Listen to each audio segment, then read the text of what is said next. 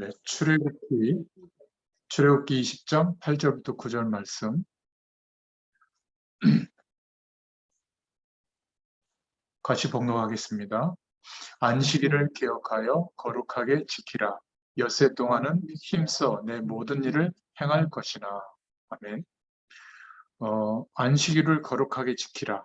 엿새 동안은 힘써 내 모든 일을 행해라. 어, 오늘 말씀을 통해서 거룩한 산 제사를 어떻게 하나님께 드릴까? 거룩한 산 제사의 의미가 무엇인가에 대해서 함께 은혜를 나누겠습니다. 오늘 소요리 문답, 60일 문답, 62문답 제가 교재를 올려드린 걸 나중에 보시면 아시겠습니다만은 사계명, 안식일을 거룩하게 지키라고 하는 이 사계명이 금하는 것이 무엇인가? 그 명령함과 의무를 이행하지 아니하거나 혹 주의하지 아니하여 나태함으로써 그 날을 더럽게 하거나 죄되는 일을 행하거나 세상의 여러 가지 일과 오락에 대하여 불필요한 생각과 말과 행동을 하는 것이다. 한마디로 말하면 주의를 거룩하게 지키는 그 의무를 태만하게 하지 말고 불필요한 말과 행동도 하지 마라. 이렇게 말씀하고 있습니다. 약간 좀 복음에 대한 메시지라기보다는 구체적인 어떤 행동에 대한 지침 이렇게 볼 수가 있는데요. 조금 수준이 낮은 것 같아도 그 당시의 상황이 종교개혁 이후에 한 100년 정도의 시간이 지났을 때 어떤 상황이었냐면 세상의 것과 주의 일이 구분이 안 될 정도로 타락한 시대입니다. 그래서 구체적으로 예배는 이런 중심으로 드려야 된다라고 뭔가 신앙 규범으로 알려줘야 될 배경이었어요. 그리고 또 생각해 볼 것은 지금 다른 나라, 우리보다 문화권이 낮은 선교지에 가보면 이 말이 필요합니다. 대부분 선교지에 있는 성도들이나 목회자들이 선교사님을 대할 때, 특히 한국 교회에서 파송된 선교사님을 대할 때 어떻게 생각하냐면, 물론 은혜도 받지만 우리를 도와줄 수 있는 창구로 생각하는 경우가 많아요. 헌옷이라도 갖다 주고, 장학금이라도 주고, 이렇게 막 먹을 거, 또 어떻게 이렇게 구제할 수 있는 그런 것들도 막 이렇게 한국 교회에서 막 후원해주고 하니까 대부분 뭔가 이렇게 은혜 받고 영원한 하나님의 축복을 누리는 것보다 그 나라에도 하나님이 계시고 그 나라를 살릴 경제가 그 안에 있거든요. 그런데 그거를 믿음으로 바라보도록 선교사님 자체도 뭔가 말씀으로 세워서 믿음으로 하나님의 축복을 누리면서 그 현장과 그 대륙과 세계복음화를 꿈꾸도록 이렇게 도와주는 게 아니라 뭔가 어려운 사람들에게 자꾸 이렇게 한국에서 가져다가 도와주는 이것부터 합니다. 그러다 보니까 평생 하나님이 그 나라에도 역사하고 계시는데 그 축복은 잘 못 누려요. 특히 한국 교회가 하는 선교 중에 대표적인 선교가 이런 것들이 많습니다. 도와주지 말아야 된다 그 말이 아니라 먼저 한 3년에서 5년 정도 복음이 무엇인지, 하나님이 우리와 함께하는 이 영원한 영광의 축복이 어떤 것인지, 영원한 배경을 누리면 초대교회 성도들처럼 유대 사회에서 추방됐음에도 불구하고, 그리고 핍박의 시대가 하나님이 허용되어져서 순교해야 될 그런 중요한 하나님의 부르심 앞에 순종할 만큼, 복종할 만큼 영원한 하나님의 축복을 누렸거든요. 우리는 예수 믿는 이유가 잘되고 성공하고 행복해지고 편안해지는 것이 주된 이유잖아요, 대부분. 나쁜 건 아닙니다. 그런데 만약 우리가 예수를 제대로 믿으면 우리가 살고 있는 세상에서 추방되고 고립되고 죽음까지 각오해야 된다면 과연 이렇게 우리가 폼 잡고 주일날 성경책 들고 예배당에 갈 수 있을까? 저는 가끔 생각해 보거든요. 그러니까 선교지의 사람들이 오히려 복음과 그 그리스도의 의를 힘입어서 영원한 하나님의 축복을 경험하면 우리가 어떻게 하면 저 주의 일을 감당하는 선교사님을 도울까? 이래야 되는데 나는 돈이 없고 우리는 가난하고 부족하니까 우리는 도움을 받아야 돼. 이런 생각이 가득 차 있는 겁니다. 그래서 안식일의 축복, 하나님이 예배자로 설 때마다 하나님이 창조 행위를 마치시고 누리셨던 영원한 안식의 복이 누려지도록 약속하신 예배거든요. 근데 그 축복은 경험하지 못하는 겁니다. 그러니까 다른 걸로 치우려고 하는 거죠. 어떤 것으로요? 그냥 막 뜨겁게 찬양하고 막 분위기적으로 뭔가 이렇게 느끼고 체험하고 뭐 방언을 하고 뭐 이렇게 막 쓰러지고 말이죠. 입신하고 예언을 듣고 이런 영적 어떤 현상을 경험하는 것으로 하나님이 함께하는 축복을 대체하려고 하다 보니까 사실은 그 배경을 가지고 막 어마어마한 능력이 있는 것처럼 보이는데 10년, 20년, 30년이 지나도 자립이 안 되는 삶을 살고 있다면 이거는 뭔가 문제가 있는 거거든요. 그렇지 않겠습니까? 근데 대부분 그런 어떤 방향으로 나아가는 것을 보게 됩니다. 그래서 기억하셔야 될 것은 예배의 축복은 이렇게 누려야 된다라고 굉장히 구체적으로 이야기하는 이유가 뭐냐면 이렇게 좀 문화권과 의식 수준이 좀 낙후되어 있는 현장에서 한 번도 하나님의 이 영원한 축복을 경험하지 못한 상태에서 늘 도움을 받을 수 없을까? 예배보다도 도움을 받을 수 있는 어떤 태도, 모습을 선교사님에게 자꾸 보이려고 하는 거죠. 그러면 믿음 좋구나, 도와줘야 되겠구나, 합격. 자꾸 이렇게 해서 도움을 받는 것에 100년 이상 익숙해진 나라들이 많아요.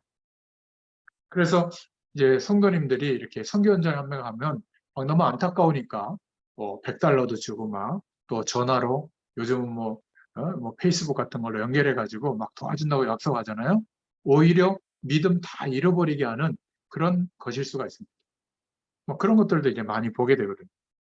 결국 처음 믿는 사람들, 새 가족들에게도 어떻게 예배의 축복을 누릴 것인가에 대해서 우리가 정말 알려줘야 됩니다.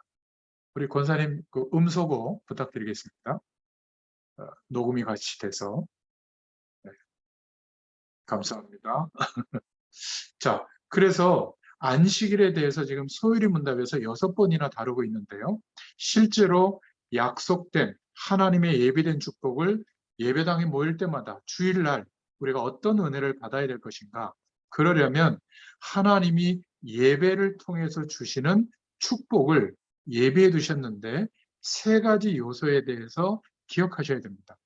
뭐 의무를 태만히 하지 마라, 나태하지 마라, 부주의한 말을 하지 마라, 그 날을 더럽히거나 죄되는 일을 하지 마라, 오락하지 마라. 사실은 이런 것으로 이야기하고 있지만 예배의 축복은 조금 다른 각도에서 생각해 봐야 돼요. 막 깨끗한 옷을 입고 헌금도 새 돈을 준비해 가지고 앞자리에 앉아서 막 불꽃 같은 눈으로 목사님의 설교를 들어야 된다. 아멘, 아멘 크게 해야 된다. 뭔가 이제 이런 쪽으로 자꾸 이렇게 예배에 대한 태도와 중심을 이야기하는데 오늘 말씀을 좀 잘 들으시고 예배에 대한 축복이 실제로 누려질 수 있기를 축원드립니다. 첫 번째 예배의 축복 서론으로 어떤 것이 있냐면 주일 예배를 드릴 때 굉장히 예비하신 축복이 있는 겁니다. 그래서 지난번 시간에도 안식일의 복이 뭔가, 안식의 복이 뭔가, 날에 집착하고 예배 의식에 집착하는 것과 초대교회가 복음을 깨닫고 정말 주님이 부활하신 날, 안식 후 첫날 그 주일을 기념해서 모일 때마다 성령 충만한 은혜를 받았죠. 이 축복을 하나님이 예배하셨기 때문에 그 축복을 기대하고 예배하시길 바랍니다. 예배당에 가서 예배 드릴 때 목사님의 설교를 듣잖아요. 목사님이 이렇다 저렇다 자꾸 이렇게 그것 때문에 힘들어 하시는데 목사님은 우리와 똑같습니다. 저도 목회자지만 정치적 견해도 있고요. 나하고 다를 수도 있습니다. 음식을 어떤 거를 좋아하고 내가 싫어하는 거를 좋아할 수도 있거든요. 또 옷을 입는 어떤 기준도 다르고 다 다릅니다. 한 인간으로서 갖고 있는 인생관이 있단 말이죠. 그런데 그것은 하나님의 말씀이 아니에요. 어떤 분은 나하고 정치적 견해가 다른 막 발언을 설교 시간에 한다고 막 시험 들고 상처받고 그러는데 그럴 필요가 없습니다. 그냥 그런 견해일 뿐이에요. 목사님은 저런 견해를 갖고 계시는구나. 막 그게 막 하나님의 뜻이라고 막 강조해도 그냥 이렇게 흘려드리시면 됩니다. 근데 그것 때문에 막 교회를 옮기는 분도 있더라고요. 또 어떤 목회자는 굉장히 명품을 사랑하는 분도 계시는 것 같아요. 양복도 평범하게 입지 않고 막 몇백만 원짜리 입을 수도 있겠죠. 경제적인 여건이 되면 그런 거 입을 수도 있습니다. 그것 때문에 굳이 상처 입을 필요도 없어요. 아, 우리 목사님은 패셔너블 하시구나. 그 정도로 넘어가면 됩니다. 중요한 거는 불경을 이야기하거나 불교의 진리를 이야기하면 그건 문제 삼아야죠. 그런데 하나님은 주의 종을 세우셔서 우체부처럼 하나님이 나에게 보낼 편지를 전달해주고 있는데 그런 외모나 어떤 인생관의 기준들 때문에 내가 시험들 이유는 없어야 되는 겁니다. 중요한 것은 뭐냐면 하나님이 그 주일날 예배를 통해서 예비하신 안식의 축복을 기대하셔야 돼요. 굉장히 중요합니다. 그리고 두 번째는 주일날 예배 드리는 것만 중요한 게 아니라 우리가 오늘도 출애굽기 20장 9절에도 엿새 동안에 힘써 내 모든 일을 행해라. 이것은 열심히 최선을 다해서 성공해라. 노력해라. 1만 시간의 법칙을 통과해라. 그런 의미가 아니에요. 엿새 동안에 세상 가운데 살아가는 삶도 하나님이 분명히 허락하신 축복이 있다는 거예요. 그런데 세상 속에서 삶의 응답과 축복과 예배 때 누리던 안식의 복이 연결이 돼야 되는 겁니다. 근데 지금은 연결이 안 되고 너무 안 맞죠. 하나님의 말씀은 주일날 예배를 통해서 막 이렇게 은혜를 받았는데 현실은 뭐죠? 뭐 돈, 건강, 사람과의 관계, 가정 문제, 나의 고질적인 어떤 습관들, 또 여러 가지 다가오는 막 문제와 염려와 사건들 이런 것들이 가득 차 있죠. 현장에 가봤더니 하나님이 말씀하신 대로 내 삶이 이렇게 준비되어 있더라. 그 사람 이상한 사람입니다. 세상에서의 삶의 조건들은 말씀과 전혀 안 맞습니다. 그게 정상이에요. 그런데 하나님의 말씀을 통해서 예배를 통해서 주신 그 은혜와 우리의 삶이 전혀 다른 것 같지만 우리의 삶 속에 하나님이 허락하신 축복이 있거든요. 이것을 발견해서 말씀의 은혜, 하나님의 은혜와 연결하는 그런 축복을 발견하잖아요. 그러면 하나님 앞에 산 제사가 되는 겁니다. 이 설명을 이해하셔야 돼요. 주일날 은혜 받았는데 삶은 내가 치열하게 살고 있다. 그러니까 열심히 예배 드리는데도 불구하고 내가 열심히 사는데도 불구하고 두 영역이 다 힘든 겁니다. 교회 가도 힘들고 세상에서 열심히 사는 것도 힘들고 두 가지가 일치가 되지 않는 거죠. 연결이 되지가 않는 겁니다. 여러분, 주일날 예배자로서 받은 은혜와 엿새 동안 삶을 통해서 우리가 하루를 살고 일주일을 사는 그 경험이 연결된다면 하나님이 볼 때 우리의 삶이 하나님 앞에 거룩한 산 제사로 인정받게 됩니다. 같은 거예요. 예배의 축복과 우리의 삶의 응답이 같아질 때 하나님의 영광이 나타납니다. 우리는 우리의 행위와 노력으로 하나님의 영광을 자꾸 드러내려고 막 말도 이렇게 조용하게 하고 막 용서하고 인격도 훌륭해지려고 하잖아요. 그걸 보고 위선이라고 합니다. 속에는 막 분이 가득하고 막 열등감이 가득하고 다른 사람은 하나님 잘 안 믿어도 저렇게 막 풍족하게 사는데 나는 왜 이럴까? 이 답이 안 내려졌거든요. 아직. 그렇지 않습니까? 제가 사실은 너무 축복받은 게 여러분들이 그 답을 일찍 안 내려주시니까 이렇게 계속 설교할 수 있는 거예요. 여러분들이 그 답이 내려졌다. 더 이상 이런 시간이 필요 없습니다. 이제 여러분들이 저처럼 증인으로서 전달해줄 사명이 막 회복이 되겠죠. 아이러니하게도 제가 볼 때마다 느끼는 게 그겁니다. 여러분, 세상 가운데 분명히 하나님이 예비하신 축복이 있는데 그것이 예배해 주신 축복과 안식의 복과 연결되어져야만 하나가 돼요. 여러분, 건강하려면 어떻게 해야죠? 이런저런 건강에 대한 지식이 있잖아요. 아무리 그 건강을 가지고 그 유튜브나 방송에 보면 뭐 홍해걸 씨라고 의사분이 있잖아요. 부부가 의사인데 뭐 폐암 걸린 것 같더라고요. 그래가지고 뭐 담배를 뭐 끊고 뭐 이런 얘기가 나오던데 모르겠어요. 지나가는 뉴스인데 아무리 건강에 뛰어난 지식을 가지고 막 그렇게 건강하게 살아도 그것 때문에 건강이 유지된다고 믿잖아요. 문제 옵니다. 인간은 건강해야 되는데 그 건강은 누가 책임지시죠? 하나님이 책임지시는 거예요. 그러면 건강하게 살지 말라는 말이냐? 아니에요. 좋은 음식을 먹고 운동을 하더라도 이 운동과 좋은 음식을 통해서 누가 건강을 회복시켜 주시죠? 하나님이 회복시켜 준다고 믿어야 되는 거예요. 몸이 아플 때 의사의 처방과 약의 도움을 받을 때도 하나님이 이 의사분과 이 약의 처방을 통해서 하나님이 내 건강을 치유하시고 회복하신다고 믿어야 되는데 이게 연결이 안 되면 어떻게 되죠? 운동에만 매진하거나 건강식품에만 이렇게 빠져 있거나 막 늘 약을 막 한 움큼씩 먹고 그거에만 의지하게 되면 철저하게 관리하는데도 건강에 문제 오는 것과 같습니다. 우리 가정이 행복한 조건이 갖춰져야 되죠. 그런데 그 조건이 안 갖춰졌기 때문에 행복하지 않은 게 아니에요. 우리 가정을 누가 책임져 주셔야죠? 하나님이 책임져 주셔야 되잖아요. 하나님이 책임져 주시는 것을 믿으면서 가정의 행복의 조건을 만들어 가야 되는데 하나님과 관계가 없이 아무리 인테리어를 하고 집이 넓고 아이들이 잘 돼도 우울증 찾아온다니까. 집이 깨끗하고 넓을수록 우울증 찾아올 가능성이 많습니다. 제가 스웨덴하고 핀란드에 가봤거든요. 그림 같은 집들이에요. 눈 덮인 제가 겨울에 갔었는데 그 크리스마스 카드에 나오는 성탄절 카드에 나오는 그런 집들이 거의 집에 정신병 환자 다 있습니다. 이혼은 3번, 4번 하고요. 왜 그런 줄 아세요? 자연 경치가 너무 좋은 거예요. 이 아파트촌도 별로 없어요. 그냥 뜨문뜨문 호숫가에 집들이 있거든요. 전나무, 자작나무 숲에 막 황홀해요. 눈 덮이니까. 근데 그것만 계속 보니까 사람들이 우울해지는 겁니다. 시장 통해서 막 복작복작대면서 하루를 막 어렵게 사는 사람들은 우울증 걸릴 시간이 없어요. 잠잘 시간도 없고.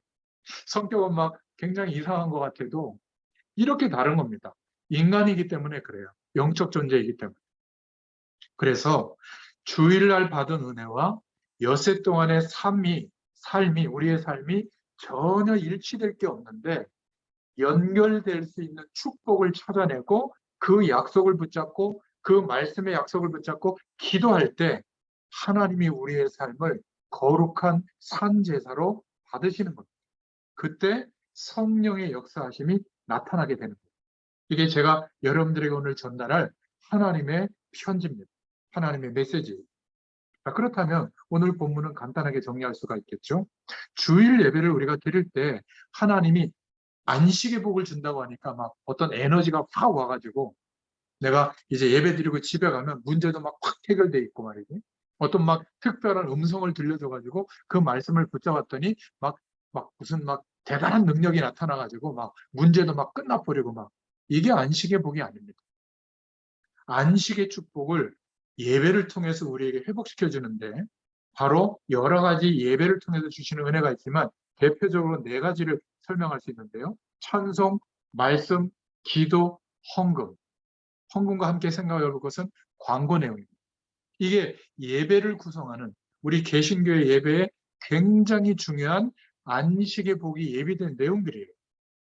여러분들이 이미 신앙생활을 잘 하고 계시기 때문에 혹시 처음 예수 믿는 사람들이 있다면 오늘 말씀을 잘 들으시길 바랍니다.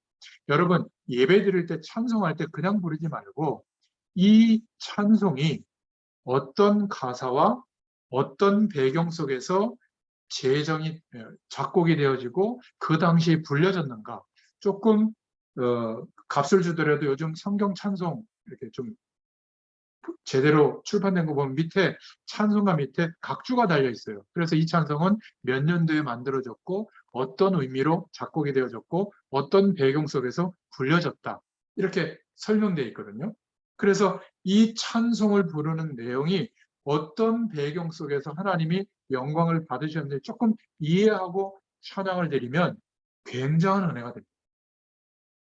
그러니까 어떤 찬양은요. 유럽에 미국에서 선교여행을 가던 자기 부인과 딸이 배가 침몰해서 유럽 가던 어떤 거기에서 이제 죽게 됐거든요. 그래서 그 선교 현장을 여행지를 배를 타고 가면서 선상에서 다시 하나님이 회복시켜 주신 은혜를 가지고 작곡한 곡이 찬송가에 있어요. 참 어떻게 그런 곡을 지을 수 있을까? 그런데 의외로 뭐 험한 풍파가 다가와도 내 영혼은 편하다. 내 영혼 평안해, 평안해. 뭐 이런 찬양이거든요. 저는 그 배경을 몰랐을 때는 아주 마음을 편안하게 해준다. 이렇게 생각했는데 하나님의 영광의 축복을 경험한 사람이 그렇게 비극적인 상황을 두고도 진짜 하나님을 찬양하는 이런 곡으로 영광 돌려드렸구나.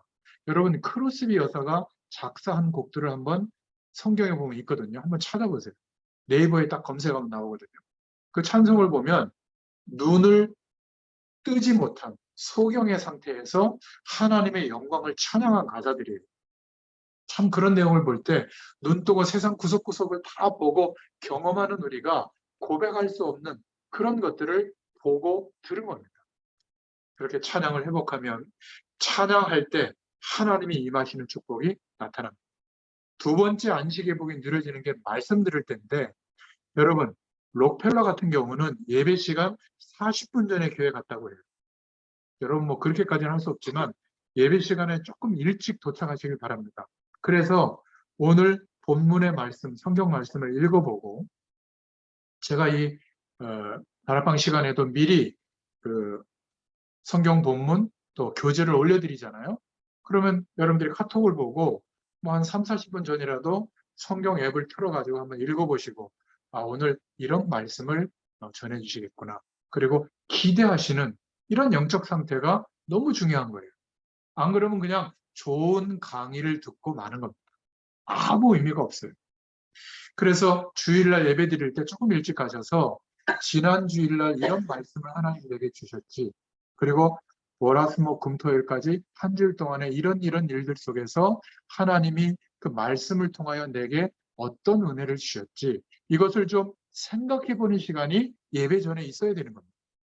그리고 오늘 예배 때 주시는 말씀을 들으면 하나님께서 그래서 이 말씀을 허락하시는구나 이렇게 깨닫게 해주세요. 그리고 예배당을 떠나기 전에 이 말씀을 통해서 하나님은 내게 무엇을 깨닫게 하시려고 할까? 하나님께 물어보면 구원받은 자에게는 성령 하나님이 감동해 주셔서 1000명, 10,000명 예배 드려도 나에게 전달하는 목사님을 통해서 하나님이 내게 보내시는 말씀이 내 심령 안에 붙잡아집니다. 이 말씀이 있어야 한 주일을 살아갈 능력이 되는 겁니다. 이 말씀이 그냥 목사님의 메시지를 요약한 거를 붙잡는다면 그거는 목사님의 은혜죠. 그죠? 내 삶에 하나님이 역사하는 살아있는 말씀은 아직 못 붙잡은 겁니다. 그래서 질문해보고 조금 하나님을 바라보고 기다려보면 내 중심에 이렇게 성령께서 깨닫게 해주세요. 이런 것은 고치라고 하는구나. 이런 것은 좀 도전하라고 하는구나. 뭔가 이렇게 중요한 단어로 또 어떤 중요한 문장으로 내 심령에 부딪히게 하시는 하나님의 음성을 듣게 되거든요. 이게 있어야 되는 겁니다. 예배하는 시간. 꼭 그 은혜를 누릴 수 있기를 축원드립니다. 그런데 목사님의 통계가 틀렸다. 성경 구절이 틀렸다. 그럴 수 있죠. 저도 막 숫자 잘 기억 못 하거든요.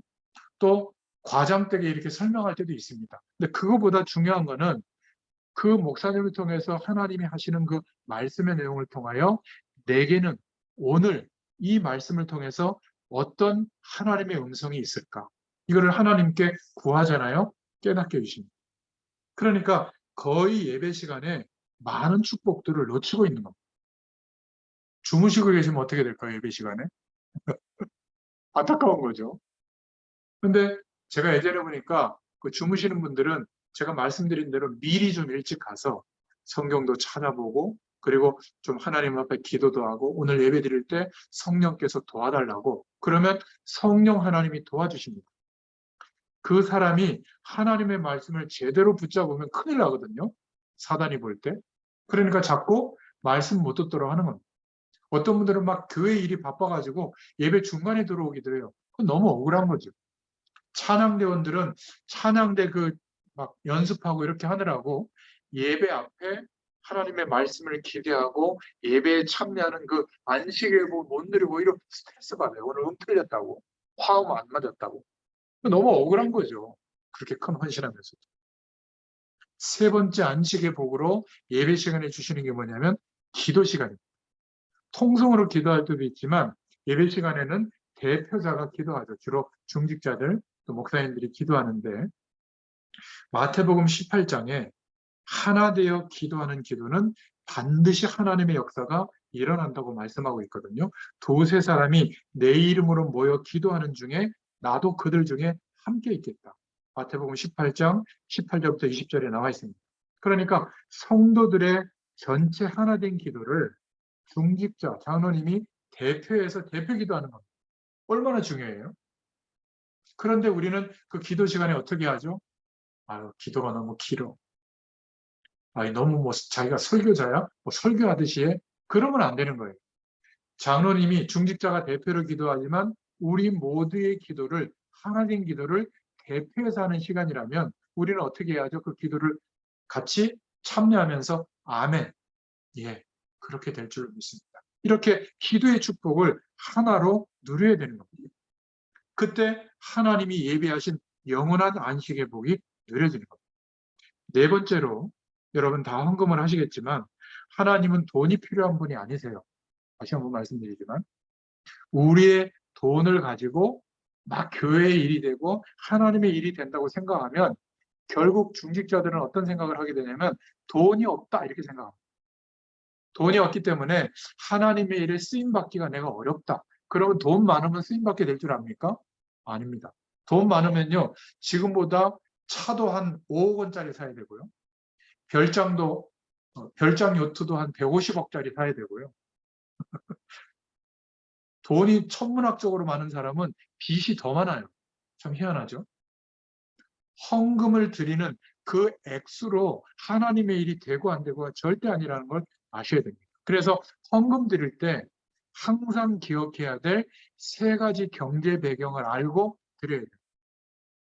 돈, 물질, 경제는 하나님께서 첫 번째로 세상을 유지시키도록 허락하는 물질이 있는 겁니다.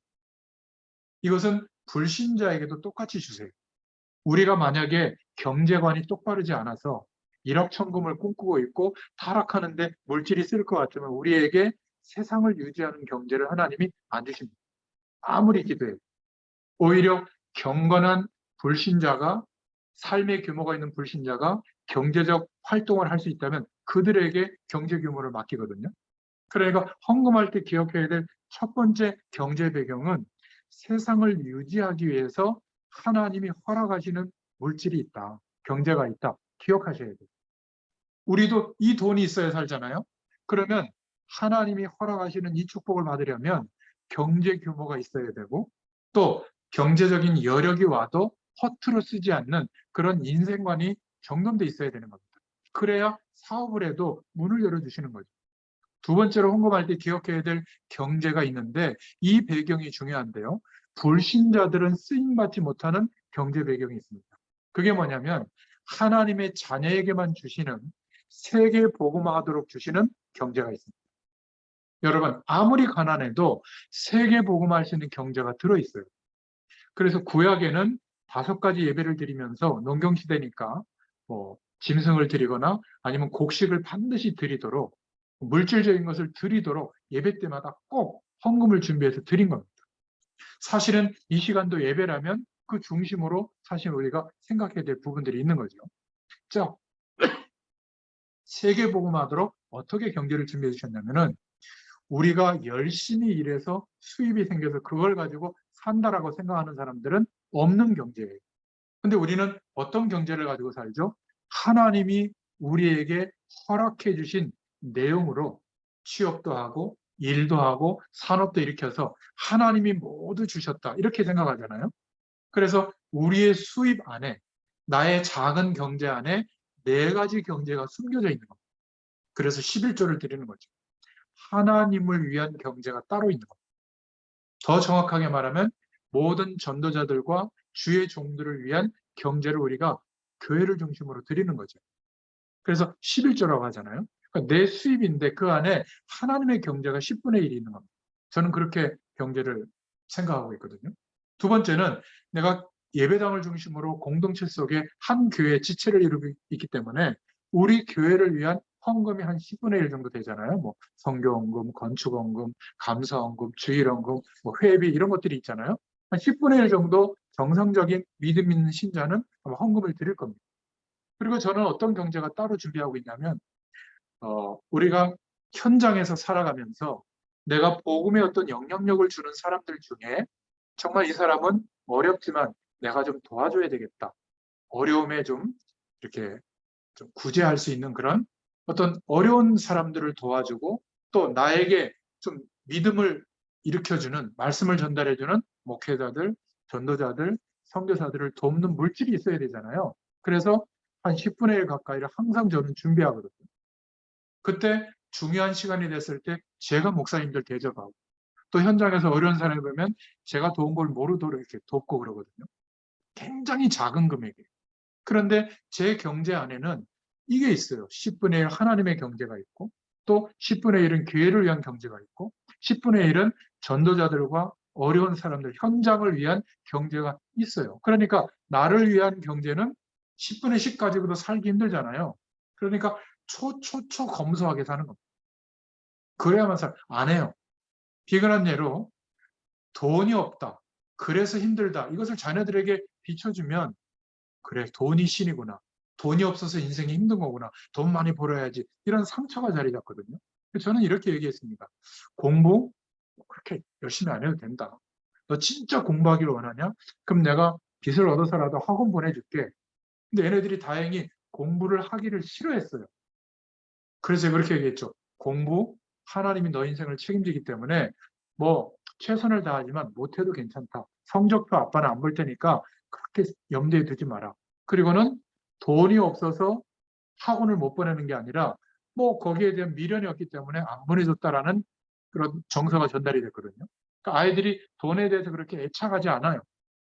지금도 대학생들이 돼서 자기들이 아르바이트해서 벌어서 살거든요. 오히려 저희들을 위해서 뭐 간식도 사주고 해요. 얼마나 감사합니까?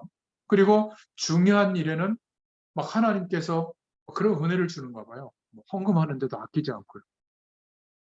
아니, 제 와이셔츠를 거의 10,000원짜리 7개 사서 이렇게 우리 딸내미가 이제 유럽에 갔다 오면서 선물해 줬는데 19일이 제 생일이었거든요. 지났으니까 말씀드리지만 이 넥타이를 그 전에 선물해 준 거예요.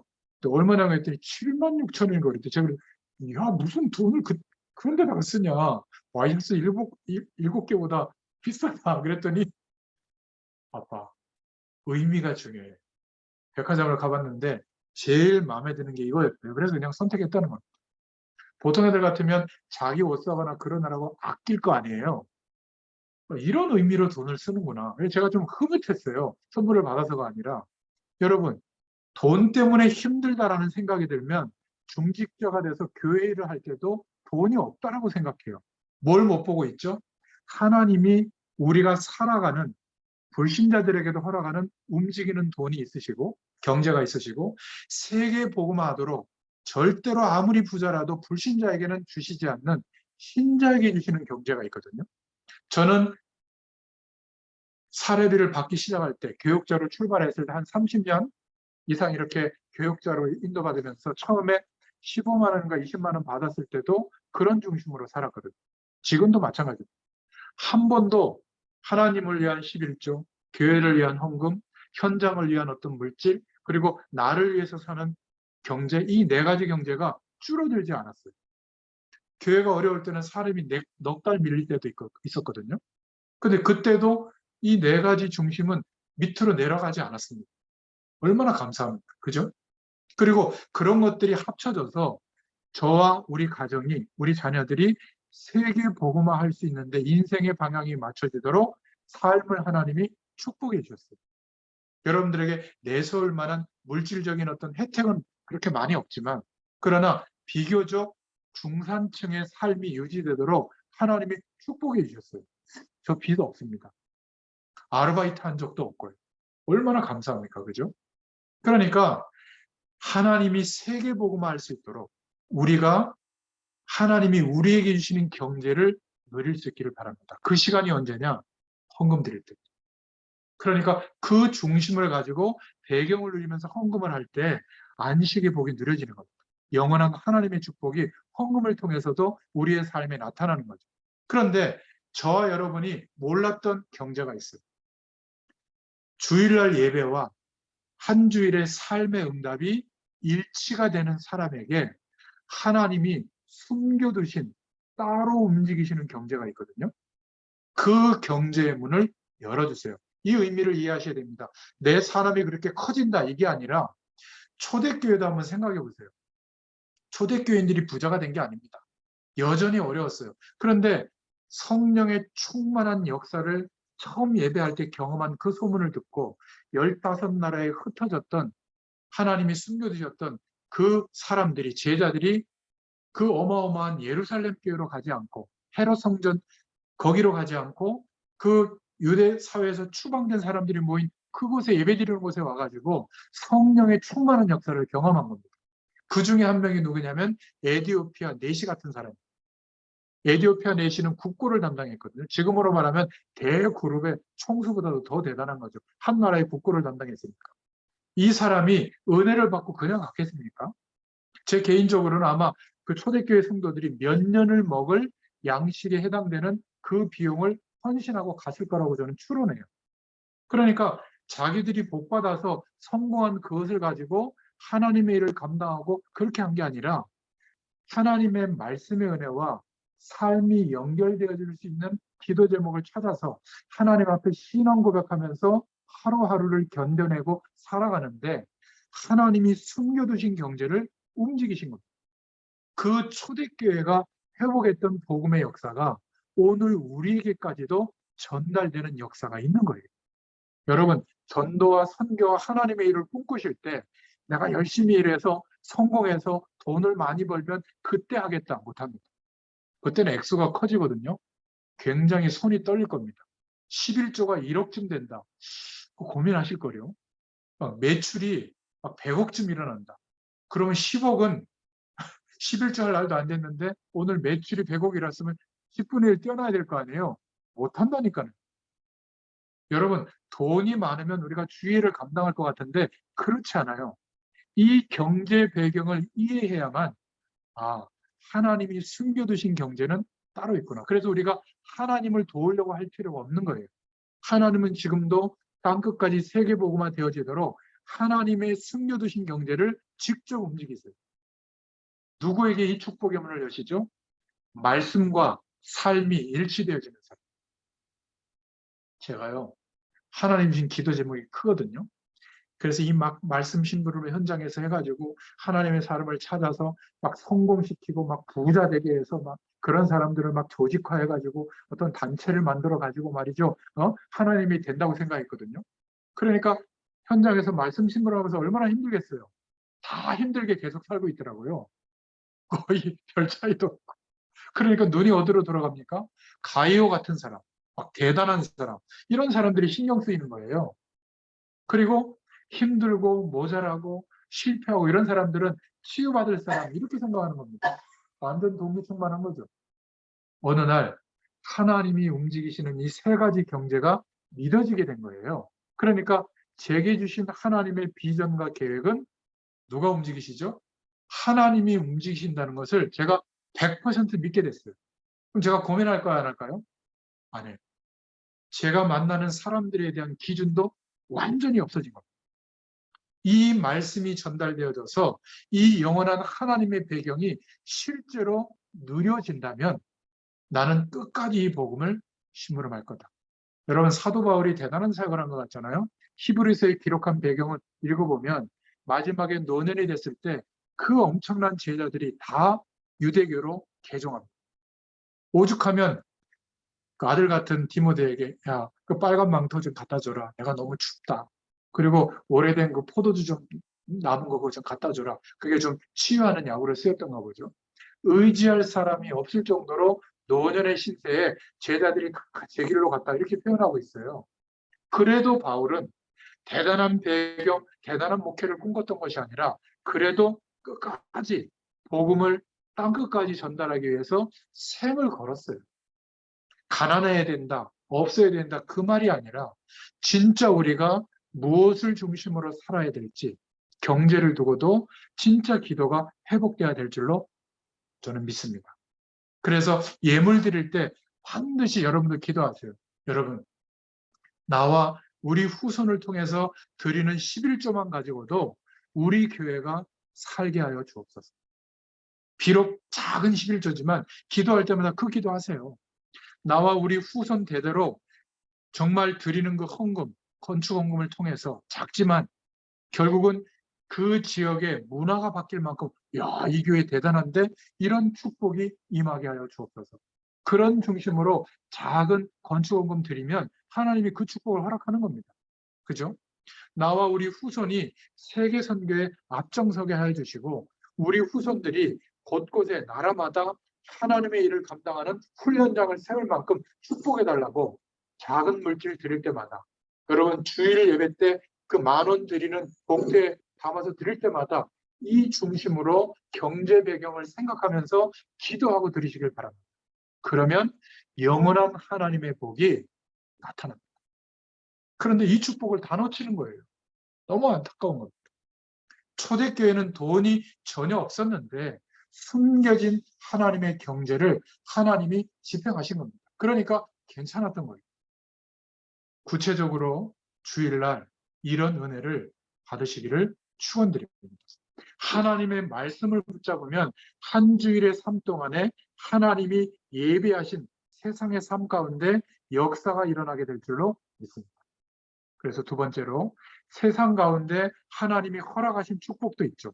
잠언서 16장 4절에 하나님이 불신자에게도 적당하게 세상이 유지되도록 축복해 주시는 겁니다. 그래서 우리에게 없는 유신적인 많은 복들을 소유하고 있는 거예요. 굉장히 경제 규모가 있습니다. 우리한테 맡기면 세상이 유지가 안 되니까 그래서 그런 겁니다. 그러나 하나님께서 신자에게만 주신 경제 축복은 그 대단한 불신자들이 갖고 있는 배경으로 감당할 수 없는 복. 우리의 수입, 한 달에, 한 주일의 삶 속에, 한 달의 삶 속에 다 들어있는 거예요. 이 경제를 믿음으로 누리셔야 되는 거예요. 10분의 7을 가지고 살아도 빚지지 않고 세계보마의 축복을 감당할 수 있는 은혜의 경제가 오게 되는 겁니다. 믿으시기를 축원드립니다. 내가 성공하면 잘 되면 하겠다? 못해요. 저는 봤습니다. 누가 성교사님들을 후원하는 줄 아세요? 정말 가난한 사람이 아끼고 안 쓰고 모아가지고 뭐 집 장만한 전세금 올리고 방을 좀 넓혀야 되는데 그 돈을 헌신하더라고요. 해외에 세워진 케냐만 해도 7,000개 교회들이 세워졌거든요. 그 나라 전체에. 유럽 교회, 미국 교회, 한국 교회 그런 성도들의 헌금으로 선교 현장이 세워져 가고 있는 거예요. 오히려 좀 힘 있는 분들은 명목상 헌금을 하지. 뭐 그런 분들의 헌금도 쓰임 받습니다만은 그러나 이런 영적인 하나님이 집행하시는 경제 배경은 모르는 겁니다. 그러니까 항상 계산해서 움직이는 거예요. 하나님이 정말 원하시는 일이라면 어떻게 해야죠? 내가 비록 돈이 없어도 하나님이 하실 것을 믿고 기도해야죠. 이 축복이 이루어지게 해달라고. 교회에서 여러분들이 요소요소에 들어가서 어떤 중요한 행사나 일에 참여할 때 재정을 너무 생각하지 마시기 바랍니다. 저는 그렇게 했거든요. 하나님, 제가 먼저 감당하게 해주십시오. 이게 정말 필요하다면 그거 헌신으로 하고 좀 예산을 줄이지. 가능하면 중직자 여러분들은 그런 말씀하지 마시기 바랍니다. 이게 하나님의 뜻이 아니라면 10원 한 장도 어떻게 쓰면 안 되지만 이 행사와 이 사업이 정말 하나님의 영광을 위해서 필요한 일이 맞다면 내 주머니를 털어서라도 내가 다른 것을 못하더라도 거기에 헌신할 수 있기를 바랍니다. 아니 그 간식비를 굳이 교회 재정에서 타서 먹여야 돼요? 애들 연습할 때? 제가 먹이면 되잖아요. 그래봐야 막 돈 10만 원이면 됩니다. 요거까지도 막 세세하게 계산해서 그러니까 아이들이 교회 재정을 가지고 일을 하려는 생각을 자꾸 해요. 교회 재정은 교회에 큰 일들이 있기 때문에 항상 어렵습니다. 큰 교회는 더 어렵죠. 그래서 전도와 선교를 위해서 바르게 깨달은 자를 위해서 하나님의 숨겨진 경제는 따로 움직여지고 있다. 에베소서 1장 3절에 창세전에 로마서 16장 25절 27절에 영세전에 감추어 두신 이 숨겨진 축복이 우리의 삶과 예배가 연결되기 시작하면 하나님의 역사가 시작될 줄로 믿습니다. 그래서 본론의 세 번째로 주일과 세상이 일치될 때 하나님은 우리의 하루의 삶이 하나님이 보실 때 산 제사로 여겨주시고 하나님의 역사하심이 나타나도록 창조의 능력이 임하는 겁니다. 여러분, 저를 한번 좀 보세요. 솔직히 말해서 여러분 자신의 지금 입장과 상황을 놓고 볼 때 나를 통해서 세계복음화 되어질 것이라고 믿습니까? 믿어지세요? 사실은 믿어지지 않잖아요.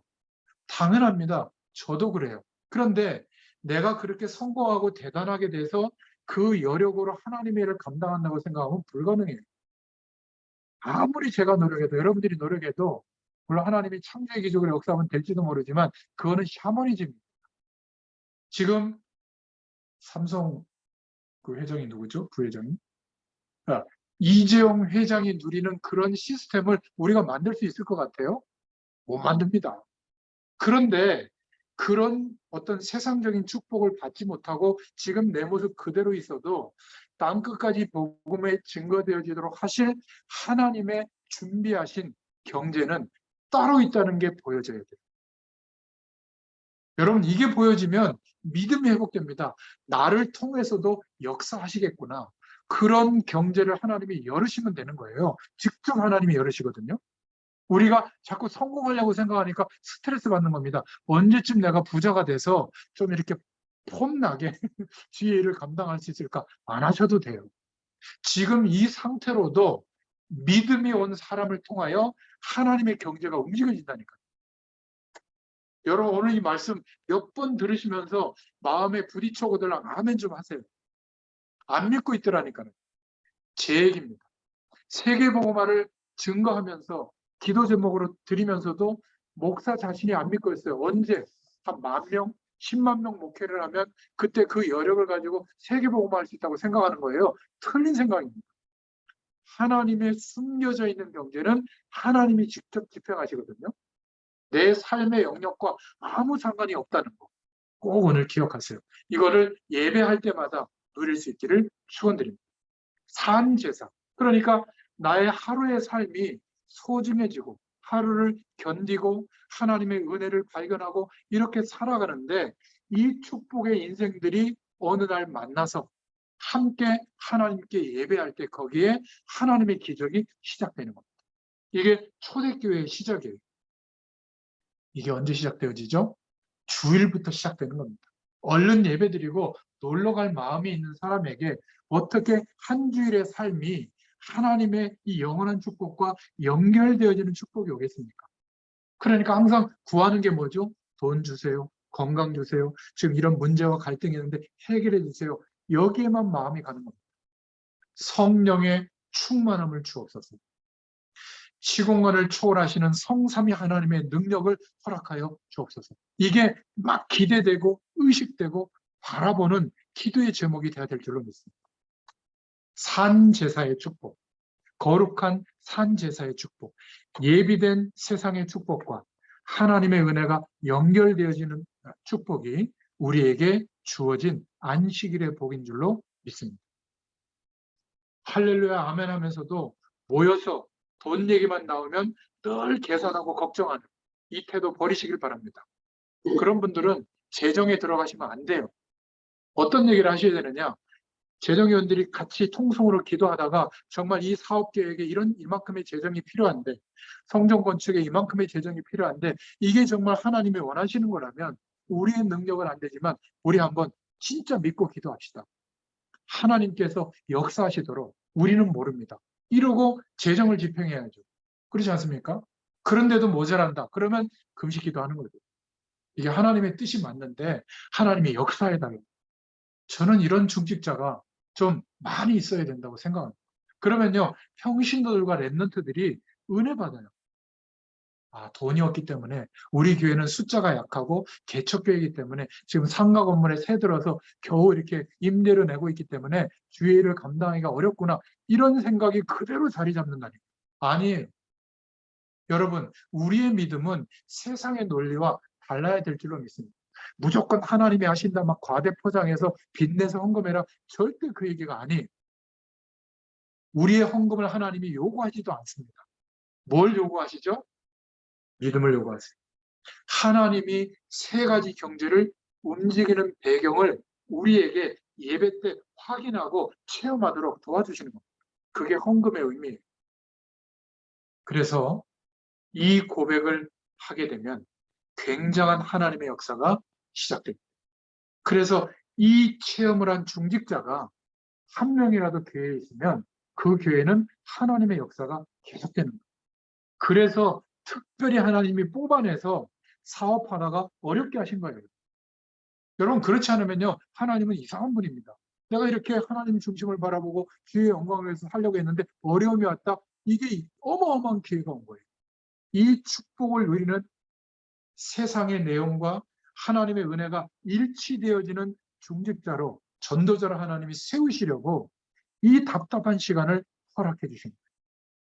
제가 목회자로서 30년 가까이 답답하지만 하나님의 말씀을 붙잡고 하루를 견뎌내고 살아왔는데 주의를 감당했는데 지금은 답답하지 않아요.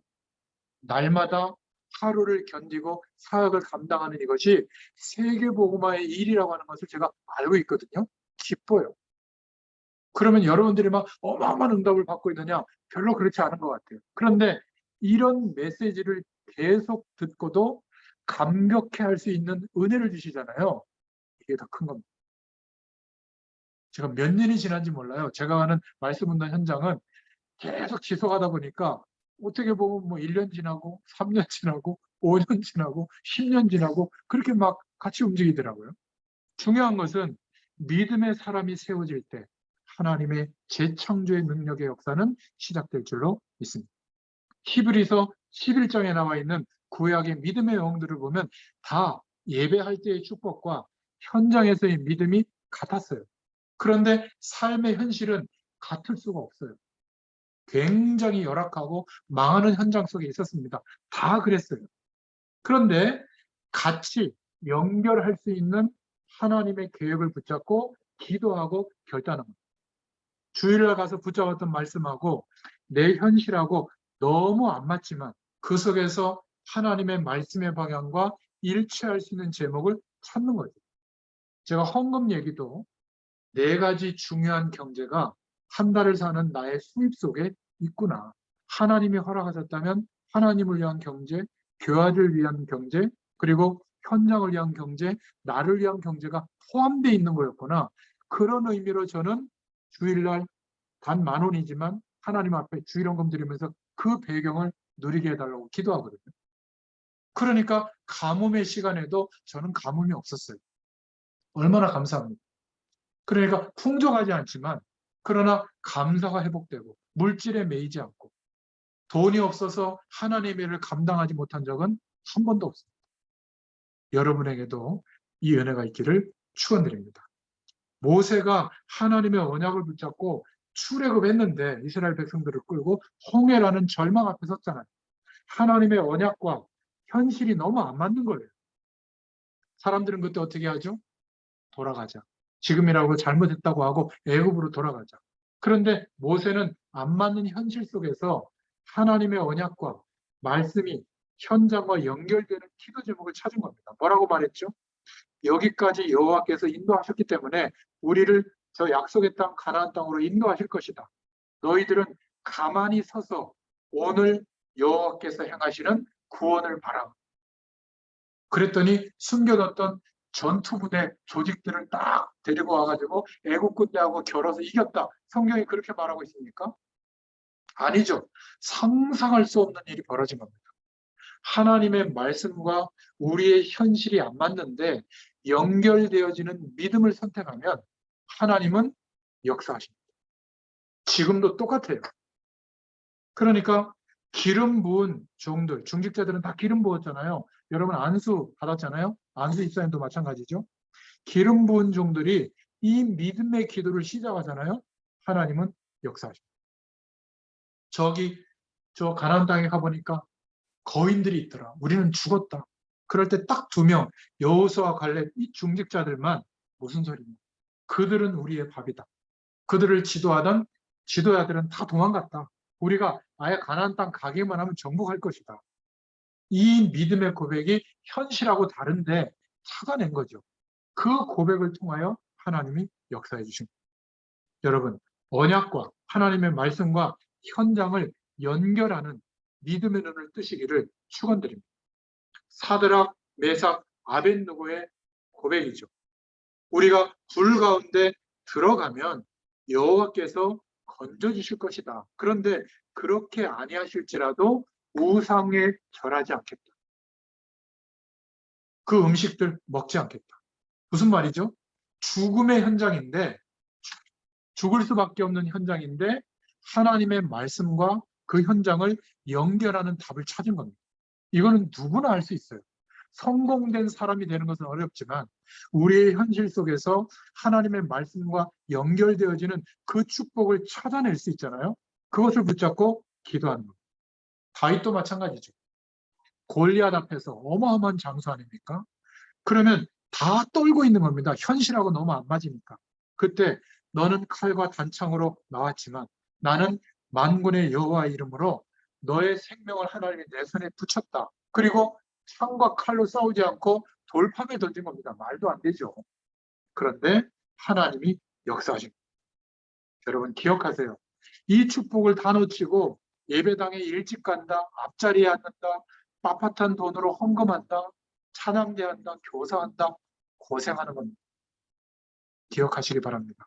주일날 안식의 복을 누렸던 이 축복이 현장의 6일 동안의 삶 속에 우리의 현실과 연결되어질 수 있는 하나님의 축복을 찾아서 믿음 고백하시길 바랍니다.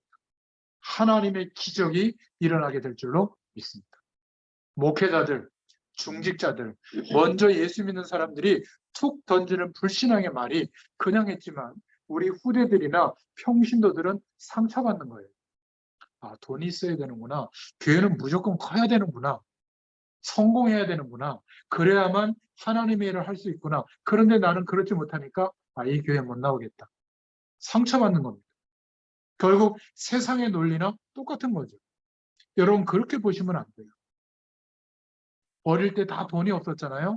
돈이 없기 때문에 못한다. 이렇게 얘기하지 마시기 바랍니다. 이것은 필요가 없기 때문에 우리가 돈을 들여서 할 필요가 없다. 그래서 안 하는 거다. 하나님이 허락하시지 않으면 안 하는 거다. 마찬가지잖아요. 하나님의 계획이 맞다면 우리의 생명을 들여서라도 해야죠. 이런 축복이 저와 여러분에게 있기를 축원드립니다.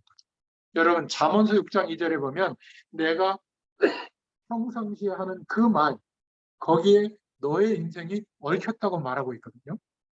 우리가 할렐루야 하나님이 전부입니다 하면서도 삶 속에서 말하고 판단하는 내용들이 어떤 것들입니까?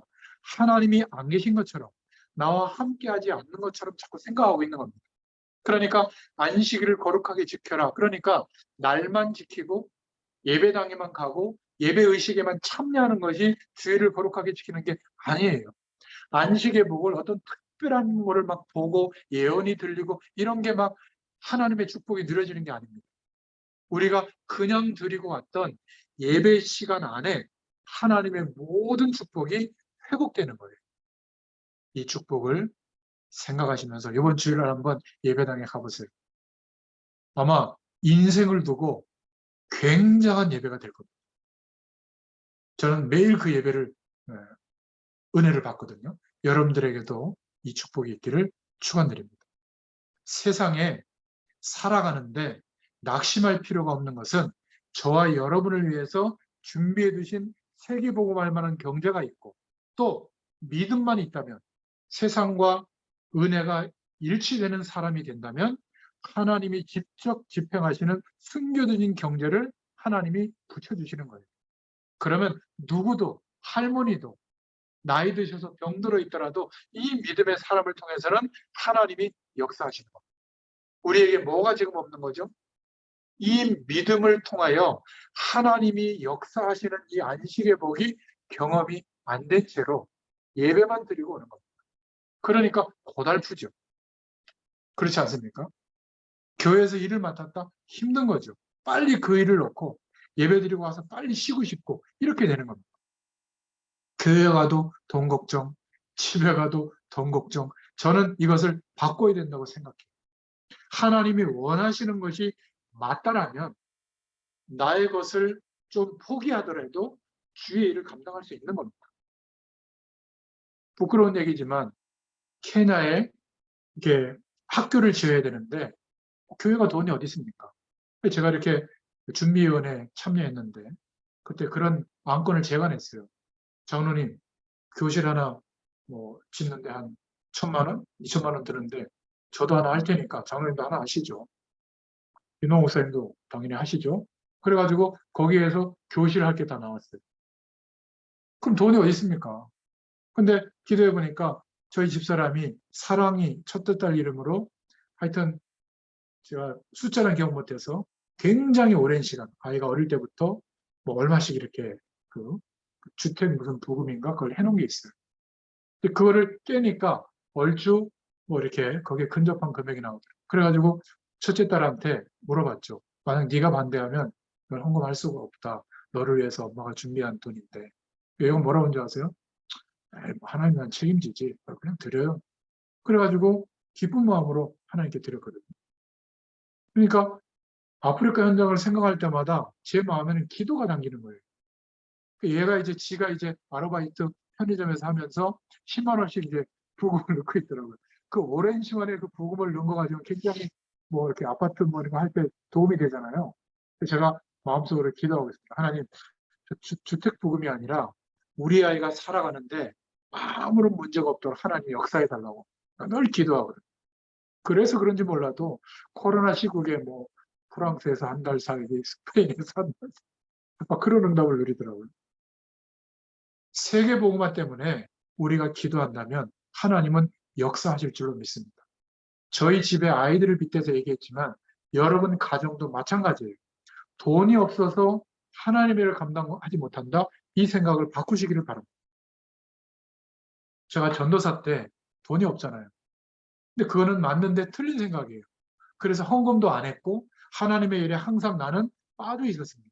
그런데 가만히 보면 구두도 사 신고 밥도 사 먹고 버스도 타고 다니고 뭐 간식도 사 먹고 더울 때 아이스크림도 사 먹고 다 했어요. 그런데 생각이 뭐냐면 전도사 때 받은 사례비가 15만 원인가 20만 원이니까 나는 가난하다, 없다라고 생각한 거예요. 하나님의 경제는 생각하지도 못한 거죠. 그러니까 헌금은 당연히 내가 못 드릴 영역이라고 생각한 겁니다. 그 명목상 헌금만 드리고 말았던 거예요. 여러분 살면서 가난할 수가 있습니다. 그런데 계속 가난한 것은 하나님의 뜻이 아니에요. 우리가 살면서 어느 시점에 무능해질 수 있거든요. 그런데 계속 무능한 상태로 살아간다? 하나님의 뜻이 절대 아닙니다.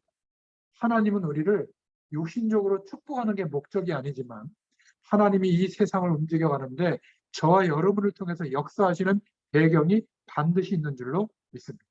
절대로 두려워하지 말고 언약 잡고 세상의 삶과 하나님의 말씀이 일치되면 분명한 역사가 일어납니다. 어떤 역사가 일어나죠? 묶여있던 것에서 해방되고 출애굽합니다. 세상 배경 속에 살아가고 있는 것 같지만 하나님 나라의 배경으로 살게 되는 유일성의 응답이 오게 될 줄로 믿습니다. 그리고 날마다 하루를 견디는 정도가 아니라 하나님의 약속이 성취되는 오늘로 바뀌게 될 줄로 믿습니다. 그러니까 뭐가 개혁되죠? 예배가 개혁되는 거예요.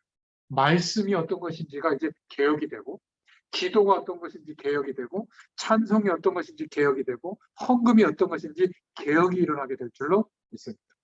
그래서 오늘 결론인데요. 예배를 통해서 나를 살려야 될 줄로 믿습니다. 그래서 저와 여러분은 말씀을 듣고 예배당을 떠나기 전에 이번 주간에 실천할 수 있는 하나님이 원하시는 계획을 한두 가지라도 꼭 세우시고 찾기를 바랍니다. 그리고 현장에 가서는 제발 돈 하지 마시고 너무 이렇게 세상 배경을 막 악착같이 얻으려고 하지 마시고 현장에서 너그럽게 나는 돈이 없어서 못하는 게 아니라 필요하지 않아서 안 한다. 이런 태도를 보이면서 좀 큰 그릇으로 멋있는 사람이 되시기를 축원드립니다. 저 사람이 오니까 이 일이 참 잘 된다. 저 사람이 오니까 막 싸우는 분위기인데 좋아진다. 저 사람이 오니까 우리 회사가 힘이 난다. 그냥 돈 받은 만큼 일하지 말고요. 한 5배는 일하세요. 물건을 파는 사람은 내가 약간 좀 수입이 적더라도 좋은 재료로 좋은 물건으로 그 사람을 위한 일을 하세요. 그게 예수 믿는 사람이잖아요. 그런데 하나님의 축복은 따로 있는 겁니다. 어떤 축복이죠? 그런 나의 삶을 보면서 하나님이 살아계시는구나. 그 전도의 문이 열려지고 복음을 심부름하는 이 대열 속에 제자가 세워지게 될 줄로 믿습니다.